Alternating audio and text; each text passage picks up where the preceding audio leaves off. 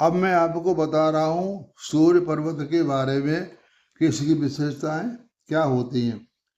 यह पर्वत तीसरी उंगली अनामिका, इसे कहते हैं अनामिका, आधार पर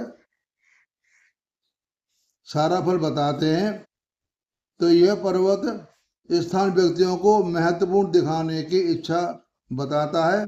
साथ ही इस पर्वत से आशा, उत्साह, गर्मजोशी, उदारता तथा ख्याति पाने की इच्छा प्रकट होती है।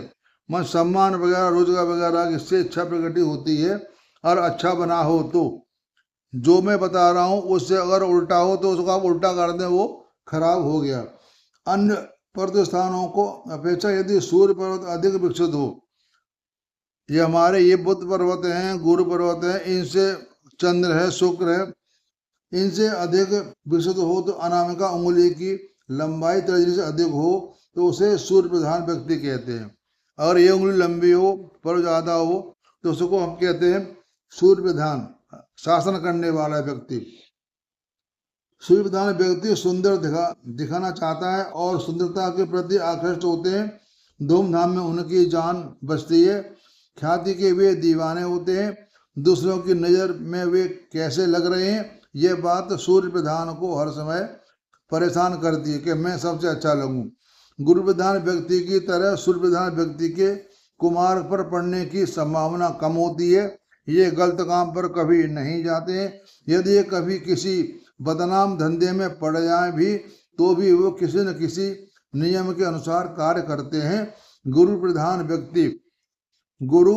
व्यक्ति महत्वाकांक्षा होते हैं, किंतु वह महत्वाकांक्षा पूरी तभी होती है यदि सूर्य पर्वत भी विकसित हो। सूर्य पर्वत हो तभी गुरु जो महत्वाकांक्षा है वो पूरी होती हैं और वे कहीं कुछ छिपाव नहीं रखते। कलाओं में उनकी रुचि होती है, साथ ही सांसारिक सुख सुविधाओं की उन्हें इच्छा रहती है। अति विकसित सूर्य पर्वत वाले तड़क भड़क और आडंबर में रुचि रखते हैं। अगर ये ज्यादा विकसित है, यानी ये रेखाएं 24 से ज्यादा हैं, तो उसे अविकसित मतलब ओवर कहेंगे। तो इनकी आशा इतनी अधिक होती है कि वह पूरी नहीं हो सकती। अधिक आशाओं से कारण उनका विवाहित जीवन सुखी नहीं होता। मित्र भी साथ छोड़ देते हैं। सूर्य पर्वत के विकसित होने के साथ यदि अनामिका उंगली तर्जनी से लंबी हो तो व्यक्ति के इश्क लेने की प्रवृत्ति बढ़ जाती है। ऐसे व्यापार में पड़ते हैं जिसमें उतार चढ़ाव हो। अविकसित सूर्य पर्वत वाले व्यक्ति में कोई दिखावा की चाह नहीं होती। रोटी, कपड़ा और मकान जैसे मूलभूत आवश्यकता पूरी की जाए, वे उसी में संतोष कर लेते हैं। सूर्य पर्वत का बुध की ओर भराव मस्तिष्क को व्यवहारिक में बनता है। मैं बताया था ये सूर्य पर्वत की जो है बुध पर्वत की और इनका दोनों का आपस में मिलन पास में रहते हैं, तो इनका ज्यादातर इनका जो पर्वत होता है वो यहाँ दोनों के बीच में पाया जाता है। मैंने अक्सर देखा। ये तो सूर्य पर्वत के साथ चंद्र पर्वत भी पुष्ट हो तो व्यक्ति की सफलता ललित कलाओं के क्षेत्र में होती है। यदि बुध पर्वत पर भी साथ ही पुष्ट हो तो यश की आकांक्षा के साथ लाभ का पशु जुड़ जाता है। बुध हमारा व्यापार का लिए होता है। रक्षात्मक मंगल का साथ व्यक्ति में उतावलापन कम करता है या धैर्य रखता है। अपूर्ण मंगल का साथ व्यक्ति को शारीरिक श्रम के कार्य में सफलता देता है। ये बुरा हो तो शारीरिक इनमें शक्ति ज्यादा होती है। तात्पर्य यह है कि अधिक पर्वतों के पुष्ट होने से दुष्प्रभाव कम होते हैं और सुप्रभाव बढ़ते हैं। और अविकसित सूर्य पर्वत पर एक या दो खड़ी रेखाएं व्यक्ति को उन्नति की ओर ले जाती हैं। अधिक रेखाएं देर से सफलता देती हैं।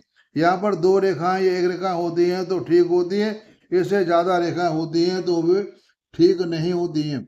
सूर्य पर्वत पर स्टार या क्रॉस हो तो वो व्यक्ति को प्रतिमा मानव के लिए संघर्ष करना पड़ता, वो ठीक नहीं होती है और तकलीफ की आशंका होती है।